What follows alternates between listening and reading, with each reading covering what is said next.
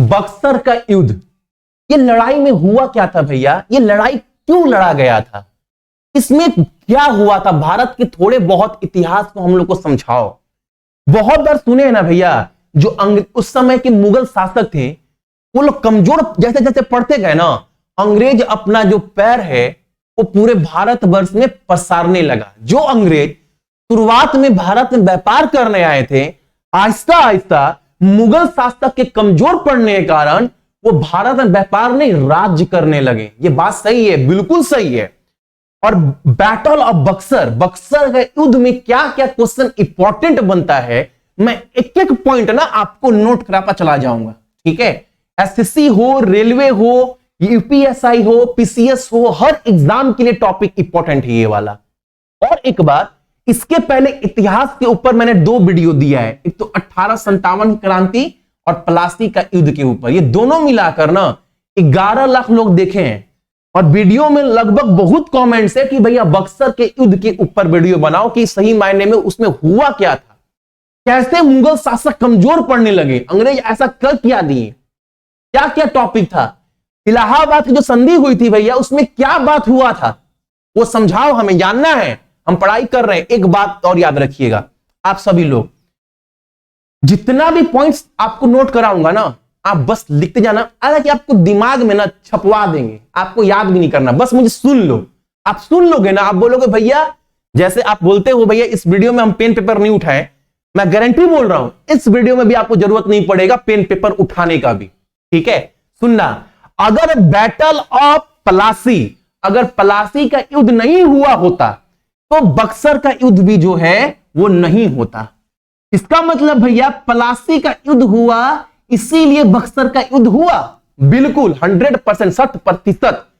और प्लासी के युद्ध के ऊपर तो पूरा डिटेल वीडियो बनाकर दिए हैं, लेकिन प्लासी के युद्ध के अंतिम दिन का कुछ बात आपको जानना चाहिए, उसी के बाद तो बक्सर का युद्ध स्टार्ट होगा। तो थोड़ा बहुत समझाते हैं आप सभी को।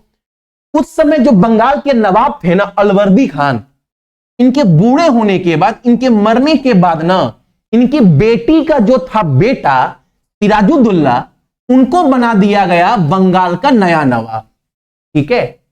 अब क्या हुआ, ये था बहुत बच्चा उस समय, और जो उस समय बंगाल के सेना का जो प्रमुख था, जो हेड था, वो गरम हो गया। मीर जाफर का दिमाग गरम, घुर गया, बोला ये बच्चा संभालेगा बंगाल को, कि 2 दिन का लौंडा 2 दिन का बच्चा संभालेगा बंगाल को।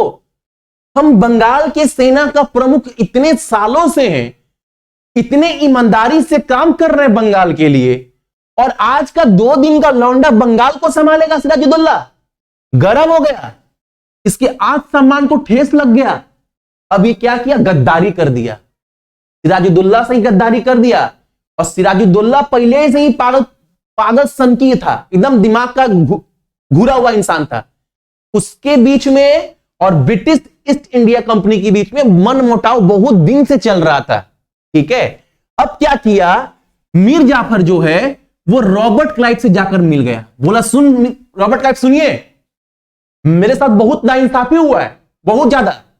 2 दिन के लौंडे को जो है वो बना दिया गया है बंगाल का नवाब, मेरा 1% का वैल्यू नहीं है। तो रॉबर्ट क्लाइव पता है क्या बोला, यही अच्छा मौका है सिराजुद्दौला को हराने का, क्योंकि सिराजुद्दौला के पास सैनिक बहुत था और अंग्रेज के पास सैनिक बहुत कम थे, और ऊपर से वो दिमाग का पागल, तो अंग्रेज चाहते नहीं थे कि सिराजुद्दौला से लड़े। अब क्या हुआ, रॉबर्ट क्लाइव बोला ना अब अच्छा मौका है, इसका मेन जो सेनापति है यही आकर हमसे बात कर रहा है। अब ये किया, ये दोनों मिल गया। जब दोनों मिल गए तो क्या हुआ, लड़ाई तो संभव था, तो सिराजुद्दौला और अंग्रेज के बीच में लड़ाई हुआ। उसी लड़ाई को बोलते हैं प्लासी का युद्ध, जो 23 जून 1757 को लड़ा गया था बंगाल के नदिया जिला में, और नदिया जिला के भागीरथी नदी के तट पर, जो जगह का नाम है प्लासी, ठीक है? इसके पास 3000 सैनिक था, और अंग्रेज का जो लड़ाई लड़ रहा था उसका नेतृत्व लीड कौन कर रहा था, रॉबर्ट क्लाइव, ठीक है? और सिराजुद्दौला के पास सैनिक था कितना, सैनिक 50,000। आप बोलेंगे भैया इसके पास 3000 सैनिक, इसके पास 50,000 सैनिक, फिर भी हार गया। अरे भाई अगर आपका सेनापति ही गद्दार निकल जाएगा तो आप हारिएगा नहीं। उसके बाद आपके पास जितना भी बंदूक, जितना भी हथियार, 5 करोड़ सैनिक क्यों ना हो, अगर आपका सेनापति ही आपके खिलाफ लड़ेगा, अपने लोगों को मरवाएगा सेनापति युद्ध में, तो आप हारिएगा नहीं, एकदम हारेंगे। तो सिराजुद्दौला जो है पलासी का युद्ध हार गया, और पलासी और बंगाल का नया नवाब कौन बन गया उसके पास? वही गद्दार मीर जाफर। और ये गद्दार जो था ना, वो सही मायने में अंग्रेज का पाला हुआ कुत्ता था। अब ये अंग्रेज का पाला हुआ कुत्ता बन गया। ठीक है, अब ये क्या किया अंग्रेज लोग ना, अब तो बंगाल पे जो नवाब है, अंग्रेज बोल रहे हैं कि मेरा पाला हुआ कुत्ता है। जैसे जैसे जो जो बोलते गए, हई बेटा करता गया, साहब जी साहब जी साहब जी साहब जी साहब जी, दिन रात हजूरी जी हजूरी करते गया, और बंगाल का सारा खजाना लुटाते चला गया ये बेटा अंग्रेजों के ऊपर। ठीक है, एक दिन इसको एहसास हुआ हम सही में ना नवाब नहीं कुत्ता ही है, इसको एहसास हुआ। अब ये क्या किया, उस समय जो भारत में व्यापार कर रहे थे सबसे बड़े वो 2 लोग थे। एक तो थे ब्रिटिश ईस्ट इंडिया कंपनी अंग्रेज लोग, एक थे डच वाले। ठीक है, तो मीर जाफर को एक आइडिया आया, बोला ना डच के पास जाते हैं। अच्छा, डच इंडिया जो कंपनी थी ये भारत में व्यापार करने कब आई थी? तो ये याद रखिएगा 1602 में आई थी। ठीक है, 1602 में आई थी। अब ये क्या किया, मीर जाफर इसके पास गया, बोला सुन ना डच, सुन बाबू, हमको ना कुत्ता बनाकर मतलब रखा है ये अंग्रेज लोग, तुम मेरी तरफ से लड़ेगा? तो ये बोले लड़ेंगे तो क्या मिलेगा हमको, तुमको बंगाल में व्यापार करने का पूरा मौका देंगे। तो ये लोग भी खुश। अगर 2 व्यापारी व्यापार कर रहे हैं तो एक व्यापारी चाहेगा हमेशा कि मेरा ही व्यापार फैले, कोई दूसरा व्यापारी व्यापार ना करे। तो ये लोग भी ठीक है हम लड़ेंगे तुम्हारी तरफ से और अंग्रेज को भगाएंगे बंगाल से। अब क्या हुआ, तो मीर जाफर और डच ईस्ट इंडिया कंपनी ये दोनों एक साथ, और उधर ब्रिटिश ईस्ट इंडिया कंपनी अकेला, इन लोगों के बीच में लड़ाई हुआ। और उस लड़ाई को बोलते हैं बैटल ऑफ चिनसुरा, जो कब हुआ था? जो हुआ था आपका 1659 में। ठीक है, इसमें क्या हुआ ना, जूता से मार मार कर ना, जूता से एकदम गंदा जूता से मार मार कर डच को और मीर जाफर को भगाया। कौन? ब्रिटिश लोग। ठीक है, उसके बाद क्या हुआ, बंगाल के जो नवाब था मीर जाफर वो भी हट गया। अब ब्रिटिश बोला ना अब तो बंगाल का कोई नवाब है नहीं, एक अच्छा नया कुत्ता खोजो और जो हम लोग का पूरा बात माने। तो एक कुत्ता और खोजा। वो पता था कुत्ता कौन? वो कुत्ता था आपका मीर जाफर का दामाद। कौन? मीर जाफर का दामाद, जिसका नाम था आपका मीर कासिम। बोला मीर कासिम सुनना, बंगाल का नवाब बनेगा? बोला अरे बंगाल का नवाब, हाँ बनेंगे, हाँ बनेंगे साहब, बनेंगे साहब, बनेंगे। तो ये बंगाल का नवाब इसको बनाया, जो बोलेंगे वो करेगा, जी साहब जी साहब पक्का करेंगे। इसको मालूम था मेरे ससुर बंगाल का नवाब था, कुत्ता वैसा हालत हो गया, तो सोच नहीं रहा वो सब चीज, बोल रहा है बंगाल का नवाब बनना है, एकदम बनेंगे साहब। तो बंगाल का नया नवाब कौन बन गया? मीर कासिम बन गया। लेकिन ना ससुर से कुछ ज्यादा ही पागल दिमाग का था दामाद। अब भाई जाहिर सी बात है जमाना बदल रहा है, तो ससुर बूढ़े हो रहे हैं, दामाद जवान है, तो दामाद नया खून नया क्या। तो था तो कुत्ता, किसका था कुत्ता? अंग्रेज का। लेकिन एक कुत्ता ना बहुत जल्दी पगला गया। हम लोग के बिहार में बोलते हैं कि सनका गया, सनक गया। ये कुत्ता ना बहुत जल्दी पागल हो गया। अब इस कुत्ते को बंगाल का नवाब बना करना, जो रॉबर्ट क्लाइव था, वो चला गया अंग्रेज।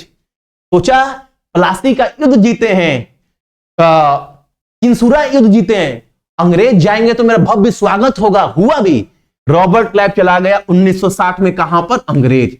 वहां गया तो पार्टी उटी किया, पूरा मस्ती उस्ती किया, इसको पूरा डॉक्टरेट की उपाधि सबसे नवाजा गया।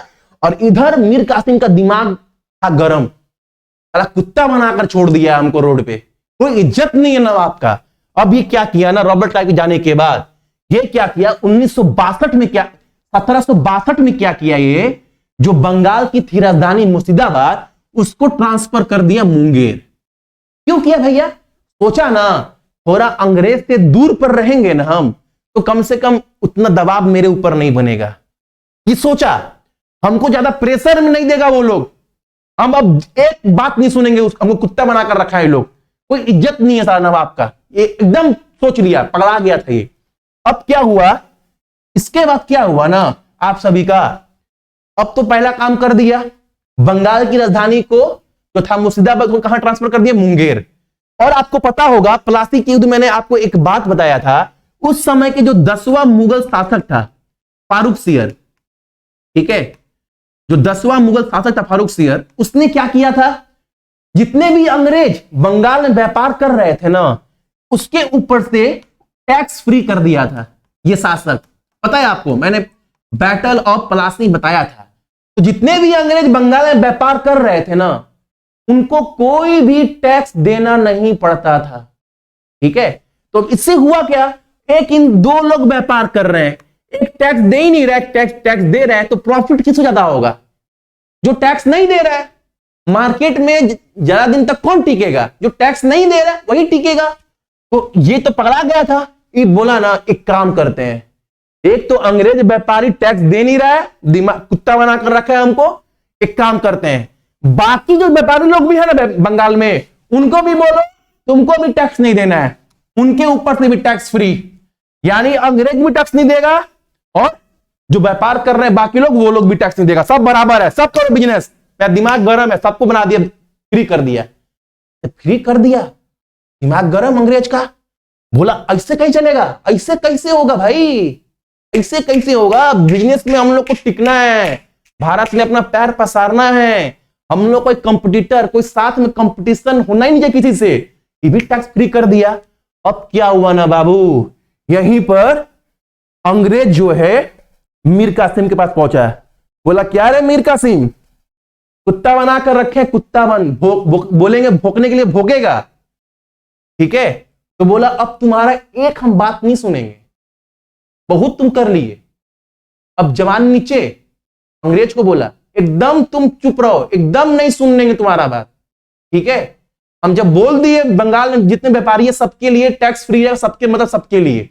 अब क्या हुआ, लड़ाई होगा, अब अंग्रेज और मीर कासिम के बीच में लड़ाई छोटा मोटा बहुत बार हुआ भी, ठीक है, लेकिन मीर कासिम अंग्रेज के सामने टिक नहीं पाया, टिक नहीं पाया, टिक ही नहीं पाया। तो अब क्या किया ना मीर कासिम, अब सोचा साला अंग्रेज के पास टिक ही नहीं पा रहे और हमको कुत्ता बनाकर रहना नहीं है, ये जो नवाब था सुजाउद्दौला उसके पास गया, ये बोला सुनना भाई, हमको ना पागल कुत्ता की तरह बड़ा मार मार रहे हैं अंग्रेज लोग, एकदम हमको समझ ही नहीं आ रहा, बंगाल के नवाब है कि बंगाल का कुत्ता है, थोड़ा मदद कर दो ना यार, वरना आने वाले दिन में जो बंगाल के साथ हो रहा है ना वही अवध के साथ भी होगा। तो ये बोला सुजाउद्दौला, ठीक है मीर कासिम तुम्हारा मदद करेंगे। उस समय जो भारत में जो मुगल राज्य कर रहा था शाह आलम टूना, इसको भी खबर पहुंचा, तो ये बोला ठीक है बाबू टेंशन मत लो, मुगल भी साथ में है, अवध भी साथ में है, बंगाल का सेना भी साथ में, तीनों मिलकर लड़ाई करेंगे, अंग्रेज को बड़ी मार मारेंगे उन लोगों को। ये तीनों मिल गया। अब तीनों जब मिल गया, सैनिक बहुत अधिक था, सैनिक बहुत अधिक था। इसके बाद क्या हुआ, यही तीनों मिलकर लड़ा क्या, बक्सर का युद्ध। कब लड़ा गया, 1764 में। अब एक क्वेश्चन बनता है बाबू, कौन कौन मिला, तो सुजाउद्दौला, अवध का नवाब मीर कासिम और शाह आलम द्वितीय, ठीक है। अब सुनना मेरा बात, जब 1764 में जो युद्ध हुआ, इन तीनों, ये तीनों एक साथ, ये तीनों एक साथ, और उधर से अंग्रेज को लीड कौन कर रहा था, अंग्रेजी सेना को का नेतृत्व कौन कर रहा था, हेक्टर मुनरो, ये याद रखिएगा, ठीक है।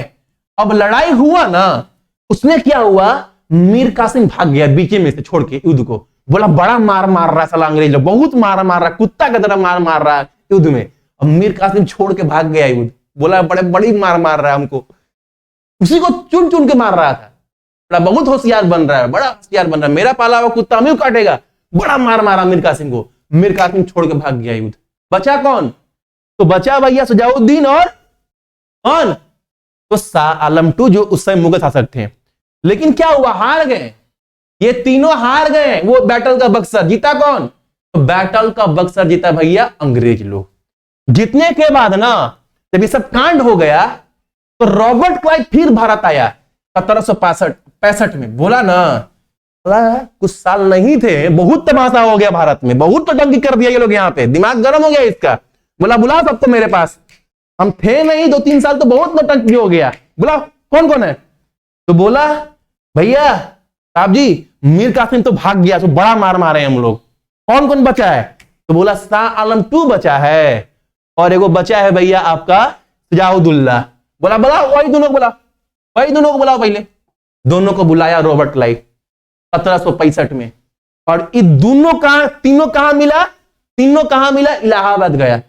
ये तीनों कहां गए, इलाहाबाद गया तो यहां संधि साइन हुआ, इलाहाबाद की संधि। क्या था भैया संधि में, क्या बात हुआ। रॉबर्ट क्लाइव बोला देख बाबू सुजाउद्दौला तुम अवध का नवाब है, रहो कोई दिक्कत नहीं है, हमारा लड़ाई में बहुत खर्चा हो गया है, अब तुमको सारा खर्चा का भरपाई करना पड़ेगा। कि बोला देखना भाई माफ कर दो ना भाई। बोला माफ छोड़ो, बहुत खर्चा हुआ मेरा। तो बोला क्या करें हम, एक काम करो जो कोरा और इलाहाबाद जो दोनों है ना वो हमको दे दो। कौन कौन, कोरा और इलाहाबाद हमको दे दो। तो बोला नहीं साहब जी, नहीं अब नहीं, नौटंकी नहीं चलेगा तुम्हारा, मेरा बहुत खर्चा हुआ, तुमने बहुत होशियारी पिला है, दो एकदम दो। अब क्या किया, दे तो दिया अंग्रेज को, ठीक है। अब ये क्या किया, बोला ना एक काम और सुनो, तुमको कभी भी कोई भी किसी भी समय मार सकता है, एक काम करते हैं तुम्हारा जितना सैनिक है ना वो सब रखने की जरूरत नहीं है, तुम्हारा सुरक्षा कौन करेगा, अंग्रेज लोग करेगा, टेंशन मत लो, ठीक है। बोला ठीक है कोई बात नहीं, एकदम सही है, मेरा सुरक्षा आप लोग करिए, ठीक है। तो बोला सुरक्षा फ्री में नहीं करेंगे, हर महीना कुछ ना कुछ उसके लिए देना पड़ेगा पैसा, पर ठीक है आपको पैसा भी देंगे, ठीक है। तो ये डील साइन हुआ किसके बीच में, सुजाउद्दौला और रॉबर्ट क्लाइव के बीच में। अब क्या हुआ, जो कोरा और इलाहाबाद था ना ये दोनों किसको दे दिया, शाह आलम 2 को। बोला ये दोनों तुम संभालो, ठीक है, ये दोनों तुम संभालो, लेकिन इसके बदले में बंगाल, बिहार और उड़ीसा वहां पर जितना भी दीवानी होता है वो हमको दे दो। दीवानी मतलब क्या भैया, अरे दीवानी मतलब टैक्स, जितना भी टैक्स वसूली होता है बिहार में, उड़ीसा में और आपका बंगाल में, उन सब का टैक्स कौन वसूलेगा, अंग्रेज लोग। ये सोचा ना बड़ा मार मारा है हमको युद्ध में, फिर मार मारेगा, ठीक है हम दे देते हैं। तो ये दे किसको दिया, तो टैक्स का वसूली जिसको बोलते हैं दीवानी, इसको कब 1765 में ये क्वेश्चन पूछता है, ठीक है। तो अब एक बात देखो, जो अंग्रेज भारत में व्यापार करने आए थे, व्यापार के बदले में टैक्स दे रहे थे, पहले तो टैक्स माफ करवाएं। उस समय के जो 10वां मुगल शासक था फारूक सियर, जो 1713 से लेकर 1719 तक था शासक, उससे पहले टैक्स माफ करवाया, उसके बाद आहिस्ता आहिस्ता कर अब टैक्स देना बंद कर दिए। उसके बाद क्या किए, अब टैक्स देना तो छोड़ो, ठीक तो छोड़ो, अब टैक्स वसूलने लगे। देख रहे हो, तो ये था आपका पूरा बैटल ऑफ बक्सर का युद्ध। हर संडे को एक वीडियो आपको हिस्ट्री के ऊपर देंगे, बैटल ऑफ बक्सर, प्लासी का युद्ध और 1857 क्रांति। इस तीनों वीडियो से आपका क्वेश्चन बाहर नहीं बनेगा, आप देख भी पा रहे होंगे। अच्छा लगा होगा एक लाइक आप सभी कर दीजिएगा, और चैनल पर जो भी नए सब्सक्राइब कर दीजिएगा, ताकि आप सभी कोई भी वीडियो डाले ना तो आप सभी को हर वीडियो एकदम फ्री मिलता रहे, ठीक है। जय हिंद।